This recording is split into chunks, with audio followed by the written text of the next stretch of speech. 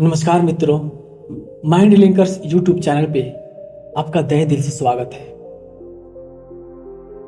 प्यारे मित्रों, आज हम आपको सुनाएंगे एक बुढ़िया और उसकी 3 बहुओं की कहानी जो अपने कर्मों की वजह से कुतिया बन गई।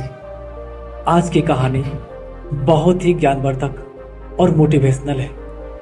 तो चलिए चलते हैं कहानी की तरफ। एक छोटे से गांव में एक बुढ़िया रहती थी। उसकी 3 बहुएं थी और 3 बेटे थे।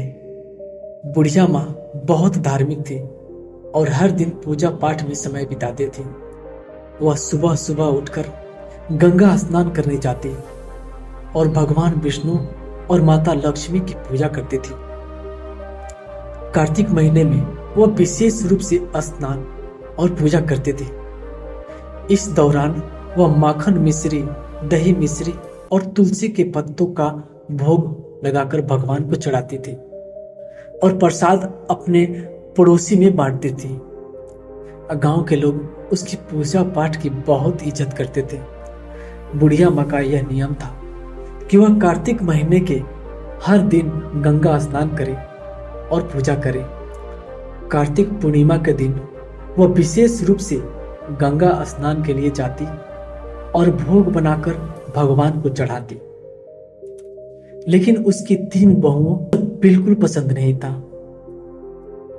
वे अक्सर उसकी आस्था का मजाक उड़ाती और प्रसाद खाने से भी मना करती थी। वे कहती, इसमें तुलसी के पत्ते हैं, हम नहीं खा सकते, यह सब दिखावा है। यह सुनकर बुढ़िया माँ बहुत दुखी होती, लेकिन वह चुपचाप अपनी पूजा करती रहती। बुढ़िया माँ का पति कुछ समय पहले ही गुजर चुका था, इसीलिए वह अब अकेली थी। उसके बेटे भी अपनी पत्नियों के कहने में आकर उससे दूर हो गए थे। अब वह सिर्फ अपनी पूजा पाठ में ही मन लगाती और पड़ोसियों में प्रसाद बांटती। लेकिन उसकी 3 बहुओं, जो कि यह सब बहुत बुरा लगता था, वे सोचती, यह सास तो जब देखो तब पूजा पाठ में लगी रहती है, अनाप शनाप खर्च करती है, पंडितों को बुलाती है और दान पुण्य करती है। अगर यह मर जाए तो अच्छा होगा, कम से कम यह खर्चा तो बचेगा। बुढ़िया माँ ने अपने 3 बेटे को बड़े प्यार से पाला था। उसने और उसके पति ने मिलकर उनकी परवरिश बहुत अच्छे से की थी। लेकिन अब जब उसे अपने बेटों की सबसे ज्यादा जरूरत थी, तब वे अपने मुंह मोड़ लिए थे। बुढ़िया माँ हर दिन भगवान से प्रार्थना करती और अपने बच्चों के लिए आंसू बहाती। वह सोचती, हे भगवान, मैंने तो कभी किसी का बुरा नहीं चाहा, फिर मेरे साथ ऐसा क्यों हो रहा है। एक दिन बुढ़िया माँ अपने भगवान विष्णु और माता लक्ष्मी के सामने बैठी प्रार्थना कर रही थी। उसकी आंखों में आंसू थे और वह भगवान से कह रही थी, हे भगवान, मुझे इस दुख से मुक्ति दिलाओ, मेरे बच्चों का भला करो और उन्हें सही रास्ता दिखाओ। इस तरह बुढ़िया माँ ने अपने पूजा पाठ और दान पुण्य के नियमों को नहीं छोड़ा। लेकिन उसकी 3 बहुओं ने ठान लिया कि वे अब इस घर में बिल्कुल नहीं रहेंगी और बंटवारा करके अलग अलग हो जाएंगी। वे सोचती, अगर हम अलग हो जाएं तो अपनी मर्जी से रह सकेंगे और सास की पूजा पाठ के खर्चे से बिल्कुल बच सकेंगे। 3 बहुओं ने एक दिन आपस में बात की और बंटवारे की योजना बनाई। उन्होंने अपने पतियों से कहना शुरू किया कि अब हमें अलग हो जाना चाहिए। छोटी बहू ने अपनी पत्नी से कहा, देखिए, बड़े भैया के बच्चे बड़े हो रहे हैं और हमारे बच्चे छोटे हैं। हमें अभी बहुत मेहनत करनी है, बच्चों को पढ़ाना है। अगर हम अलग हो जाएंगे तो अपने बच्चों की अच्छी तरह से देखभाल कैसे कर पाएंगे। सास का खर्चा बहुत ज्यादा है, हर समय पूजा पाठ में लगी रहती है और बहुत पैसा खर्च करती है। फिर मझली बहू ने भी अपने पति को समझाया, देखिए, अब बंटवारा हो जाना चाहिए, हम अपनी मर्जी से नहीं, जो भी चाहे वो खर्च कर सकेंगे। क्या नहीं करना है और क्या करना है हम यह सब खुद तय करेंगे। सास के नखरे और खर्चे अब बर्दाश्त नहीं होते। हमें अलग रहकर अपने बच्चों का ध्यान रखना होगा। बड़ी बहू ने भी अपने पति से यही बात कही कि बच्चे बड़े हो रहे हैं, कल उनकी शादी ब्याह करनी है। पैसे कमाते रहेंगे और सास का खर्चा करते रहेंगे तो कैसे चलेगा। हमारे बच्चों का भविष्य सुरक्षित भी करना है तो हमें अलग होना ही पड़ेगा। तीनों बहुओं ने अपने अपने पतियों को समझा बुझाकर उनके मन में बंटवारे की बात डाल दी। तीनों भाई अब बंटवारे के लिए तैयार हो गए। गांव के पंचों को बुलाया गया और घर का बंटवारा करने की बात सबके सामने रखी गई। तीनों बहुएं भी बंटवारे में हिस्सा लेने के लिए तैयार हो गई। गांव के पंचों ने घर का 4 हिस्सों में बंटवारा किया, 3 बेटों के लिए और 1 बुढ़िया माँ के लिए।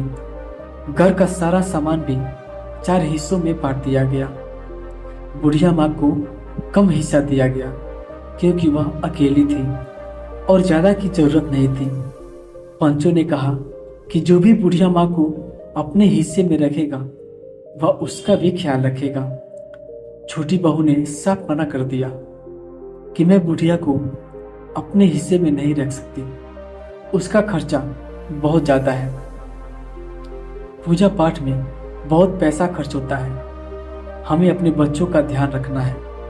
मझली बहू ने भी बिल्कुल मना कर दिया कि मैं भी बुढ़िया माँ को अपने हिस्से में नहीं रख सकती, वह हमें कभी पसंद बिल्कुल करती नहीं रही और हमें भी उसकी जरूरत बिल्कुल नहीं है।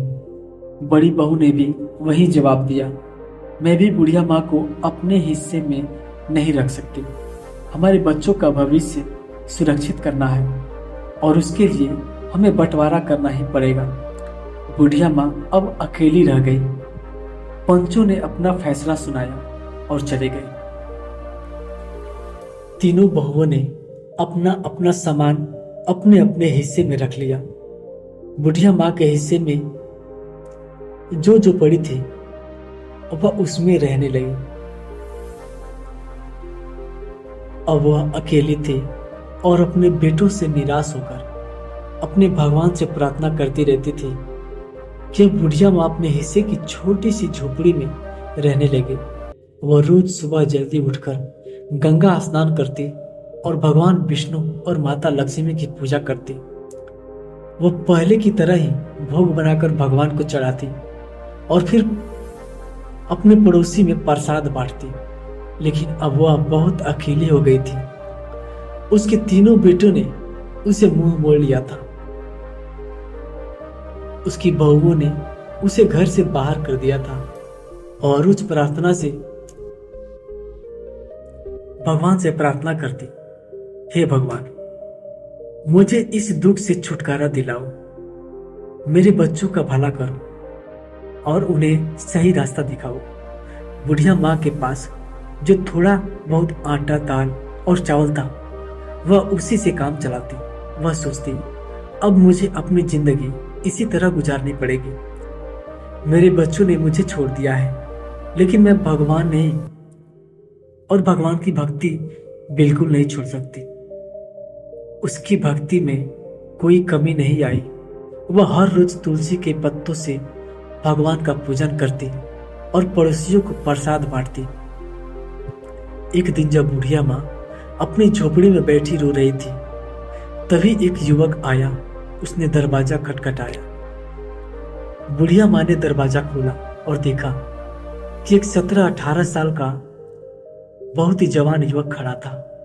उसके चेहरे पर तेज झलक रहा था। उसने कहा, अम्मा, आप मुझे पहचानती नहीं, लेकिन मैं आपके मायके से आया हूं। मेरा नाम श्याम है। मेरे पिताजी ने मुझे आपकी मदद के लिए भेजा है। बुढ़िया माँ ने आश्चर्य से पूछा, श्याम, तुम मेरे मायके से हो? मैंने तो तुम्हें कभी देखा नहीं। श्याम ने मुस्कुराते हुए कहा, हाँ अम्मा, मैं आपके भाई का पोता हूं। हमें खबर मिली कि आपके बेटों ने आपको घर से निकाल दिया है, इसीलिए मेरे पिताजी ने मुझे आपकी मदद के लिए भेजा है। बुढ़िया माँ की आंखों में आंसू आ गए। उसने श्याम को अंदर बुलाया और उसे बैठने के लिए कहा। उसने पानी का गिलास और थोड़ा सा गुड़ दिया। कृष्णा ने पानी दिया और गुड़ खाया। फिर उसने अपनी थैली से कुछ खाने का सामान, कपड़े और दवाइयां निकाली। उसने कहा, अम्मा, यह सब सामान मैंने आपके लिए लाया है। आप भूखी मत रहना, हम हर रोज आपको खाना भिजवाएंगे। बुढ़िया माँ ने श्याम को आशीर्वाद दिया और कहा, बेटा, तुम्हारा बहुत बहुत धन्यवाद। तुमने मेरे लिए जो किया है उसके लिए मैं भगवान से तुम्हारे सुख समृद्धि की प्रार्थना करूंगी। श्याम ने बुढ़िया माँ से विदा ली और वापस चला गया। बुढ़िया माई ने अपने भगवान का धन्यवाद किया और सोचा, भगवान ने मेरी प्रार्थना सुन ली, अब मैं भूखी नहीं रहूंगी। अब बुढ़िया माँ को रोज खाना मिल जाता था। वह पहले की तरह ही भोग बनाकर भगवान को चढ़ाती और पड़ोसियों को प्रसाद बांटती। लेकिन उसकी तीनों बहुओं को यह सब देखकर बहुत जलन होती थी। वे सोचती, यह बुढ़िया आखिर कहां से इतना खाना ला रही है? इसके पास कोई कमाने वाला भी नहीं, फिर यह इतना तंदुरुस्त कैसे हो रही है? तीनों बहुएं बुढ़िया माँ की सेहत देखकर बहुत जलती थी। वे सोचती कि बुढ़िया को हमने इसके लिए अलग किया था ताकि वह जल्दी ही भूखी प्यासी मर जाए, लेकिन यह तो और तंदुरुस्त होती जा रही है। एक दिन बहुओं ने फैसला किया कि वे बुढ़िया की झोपड़ी में जाकर पता लगाएंगे कि वहां क्या हो रहा है। अगले दिन जब बुढ़िया माँ गंगा स्नान के लिए गई, तब तीनों बहुएं उसकी झोपड़ी में घुस गई। वहां उन्होंने देखा कि झोपड़ी में दाल, चावल, आटा, मसाले, सूखे मेवे और कई तरह का अच्छा खाना रखा हुआ है। तीनों बहुएं हैरान रह गई। वे आपस में बातें करने लगी, यह बुढ़िया इतनी चालाक निकली। हमें लगता था कि यह भूखी प्यासी मर रही है, लेकिन यहाँ तो हर चीज का भंडार है। बड़ी बहू ने कहा, इसने जरूर हमारे घर से चोरी करके यह सब जमा किया है। हम काम में लगी रहती हैं और यह चोरी चोरी अपना घर भरती है। अब इसे सबक सिखाना ही होगा। मझली बहू ने कहा, हाँ, हमें इसे मजा चखा देना चाहिए। देखते हैं कि इसने यहाँ का क्या क्या जमा किया है। छोटी बहू ने भी सहमति जताई। सही कहा, हमें इसके खिलाफ कुछ करना ही होगा। तीनों बहुएं झोली भर भर कर सारा सामान अपने घर ले जाने लगे। जैसे ही उन्होंने खाने का सामान उठाया, उन्होंने देखा कि उसमें तुलसी के पत्ते हैं। गुस्से में आकर उन्होंने तुलसी के पत्ते नाले में फेंक दिए। यह सब देखकर वे और भी क्रोधित हो गई और सामान उठाकर बाहर जाने लगी। तभी एक अजीब घटना घटी। तीनों बहुओं ने देखा कि उनके हाथ पैर धीरे धीरे कुत्ते के पंजों में बदलने लगे। वे डर गई और चिल्लाने लगी, लेकिन कोई उनकी मदद बिल्कुल नहीं कर पाया।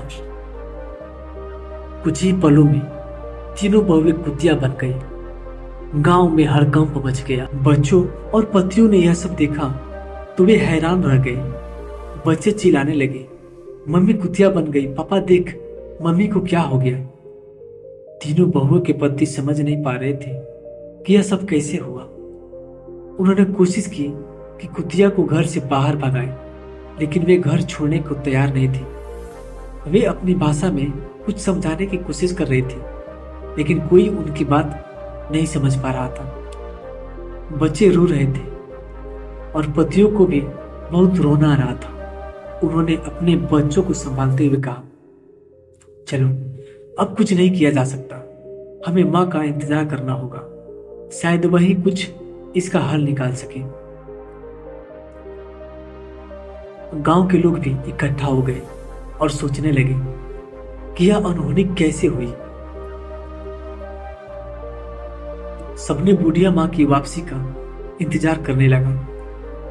बुढ़िया माँ को अब अपने रोज के जीवन में थोड़ी राहत मिल रही थी। श्याम रोज खाना लाकर रख जाता था और बुढ़िया माँ भगवान का भोग लगाकर पहले की तरह प्रसाद बांटती थी, लेकिन उसे इस बात का कोई अंदाजा नहीं था कि उसके घर में क्या हो रहा है। उसे यही लगता था कि सब कुछ पहले जैसा ही चल रहा है। इधर तीनों बहुएं कुतिया बनकर घर के आंगन में बैठी थी। उनके पतियों और बच्चों को घर का सारा काम करना पड़ रहा था। वे बहुत परेशान थे और अपनी माँ की वापसी का इंतजार कर रहे थे। गांव के लोग भी इस अजीब घटना से हैरान थे। हर कोई यही कहता था कि यह सब बुढ़िया माँ की भक्ति और उसकी तपस्या का फल है। एक दिन गांव के लोगों ने बुढ़िया माँ को गंगा स्नान के लिए जाते देखा। उन्होंने सोचा कि अब उसे सारी बात बतानी चाहिए। वे उसके पास गए और बोले, माई, तुम्हारे घर में कुछ अजीब हो रहा है। तुम्हारी तीनों बहुएं कुतिया बन गई हैं।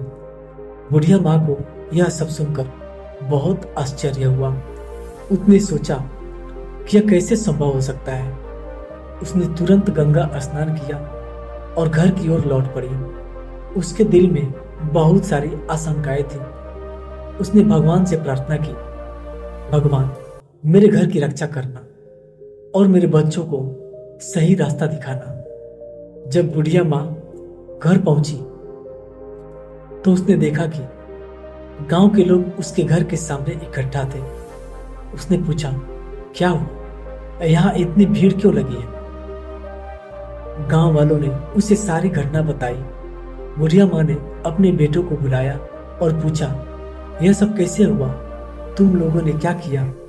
बेटों ने रोते हुए अपनी माँ को सारी बातें बताई। उन्होंने कहा, माँ, हमसे बहुत बड़ी गलती हो गई है। हमारी पत्नियां तुम्हारे सामान को नाली में फेंक दिया और उसी समय से कुतिया बन गई।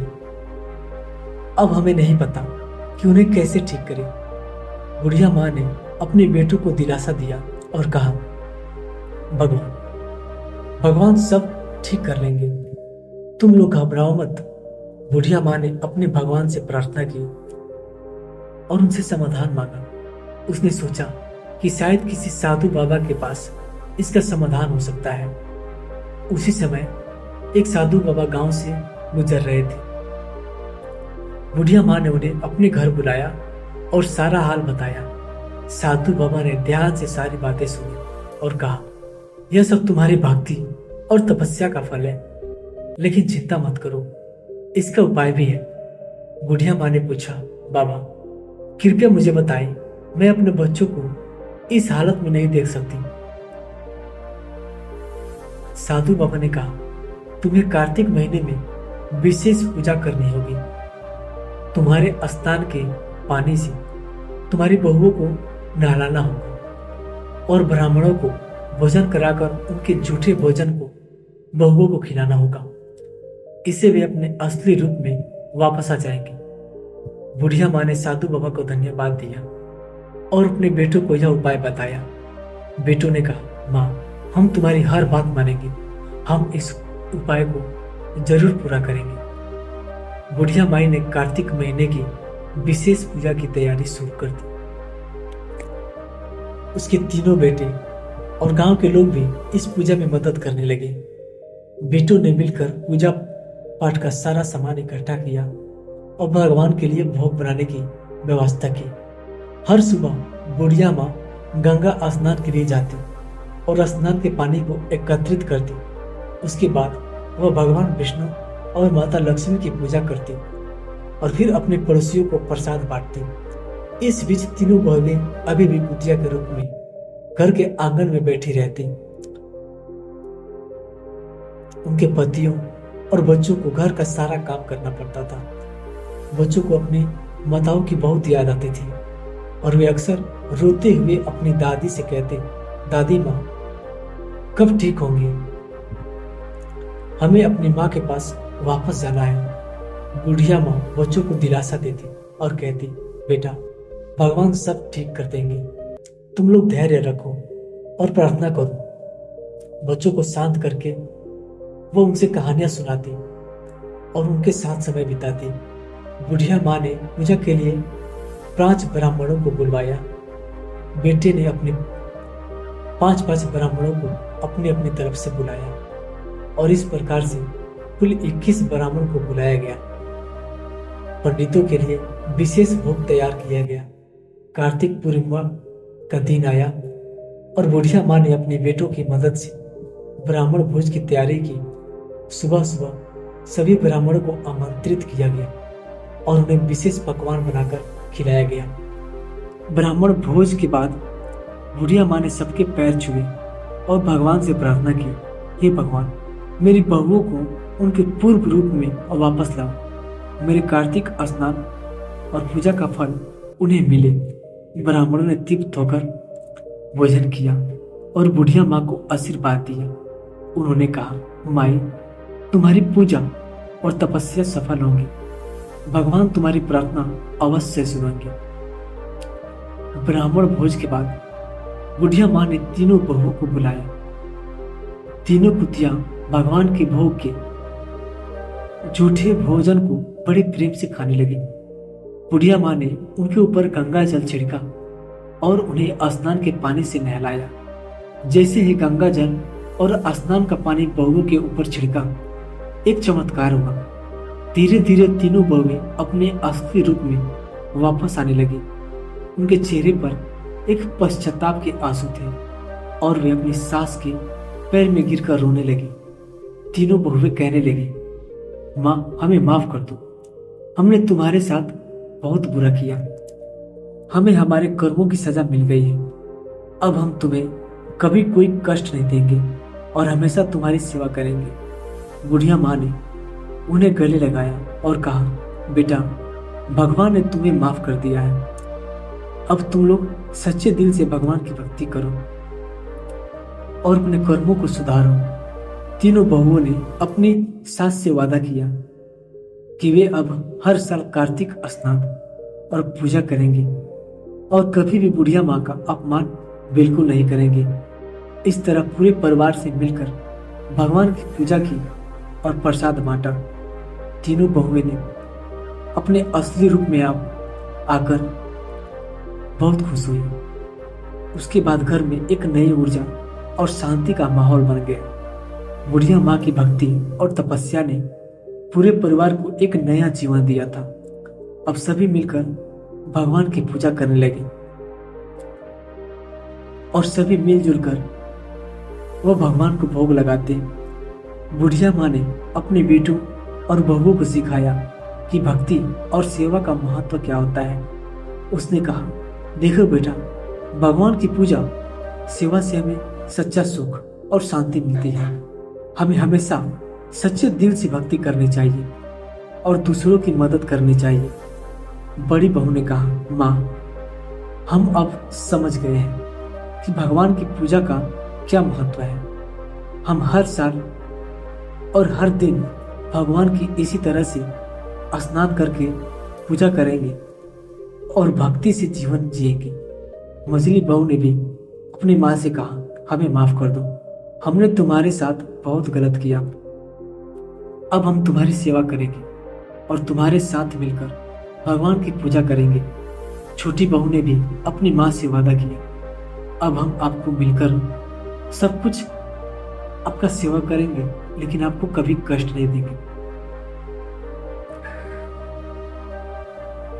और तीनों बहुएं में खुशी का माहौल बन गया। अपनी सास की सेवा में लगी रहे, हर काम में उनकी मदद करती।